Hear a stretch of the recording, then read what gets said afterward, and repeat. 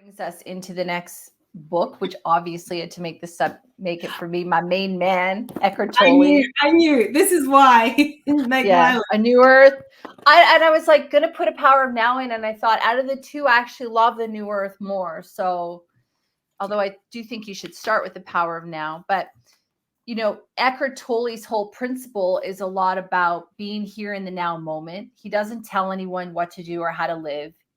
What I love about his teachings is he explains that we don't have to believe everything that we think, and that we can, in fact, learn to think and not to think.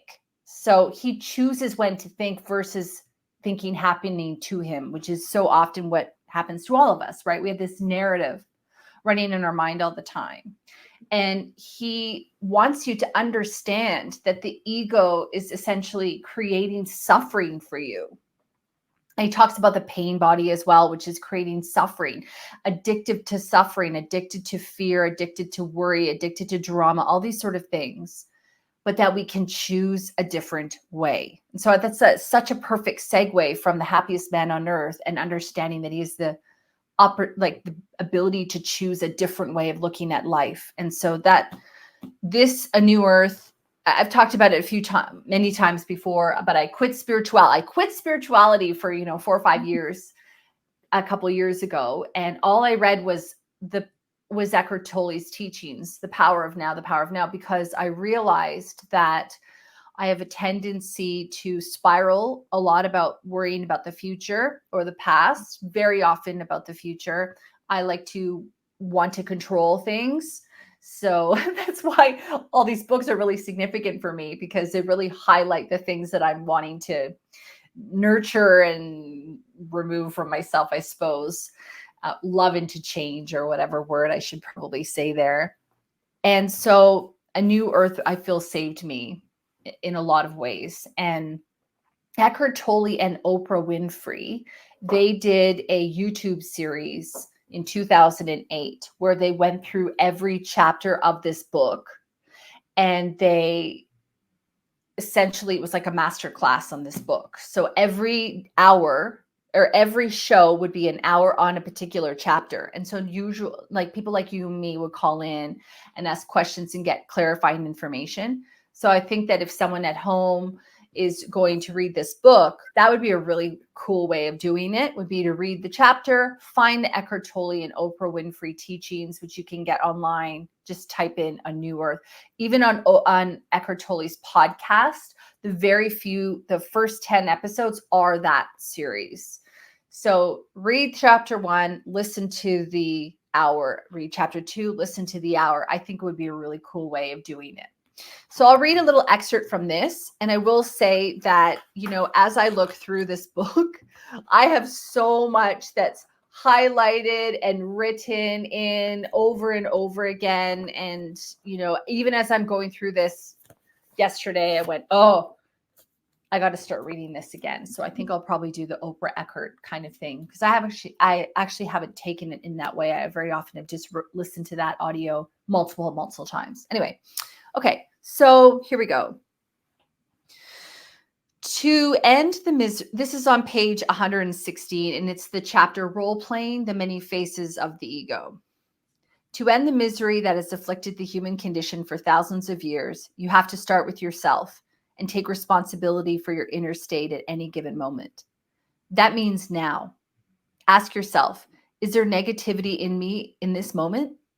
Then become alert, attentive to your thoughts as well as your emotions.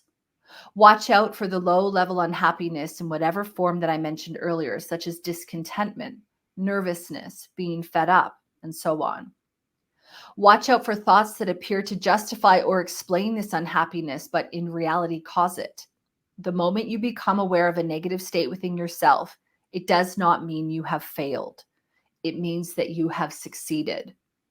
Until that awareness happens, there is identification with inner states, and such identification is ego.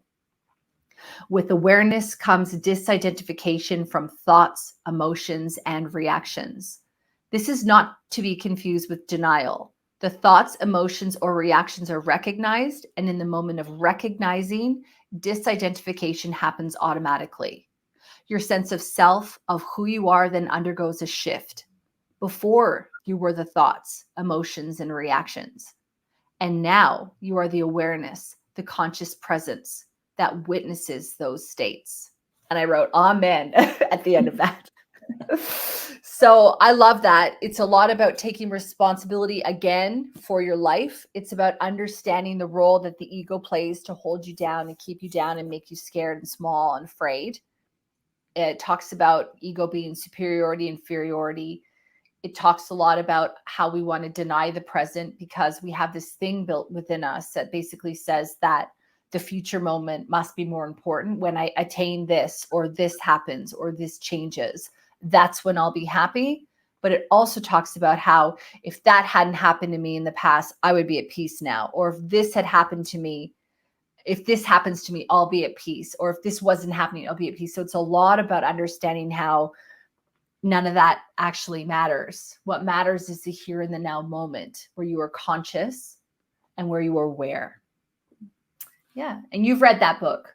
I have read that book. Yes. Yeah. Yeah, absolutely. And I resonate with that totally, because one of the main things I took out of a lot of his books was that, yeah, we do live so much in the future.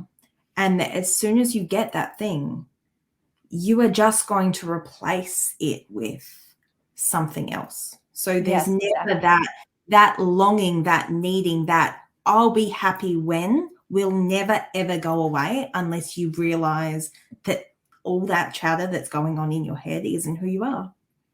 And nothing outside of you will ever complete you. No. Ever. Because everything outside of you can always be taken away.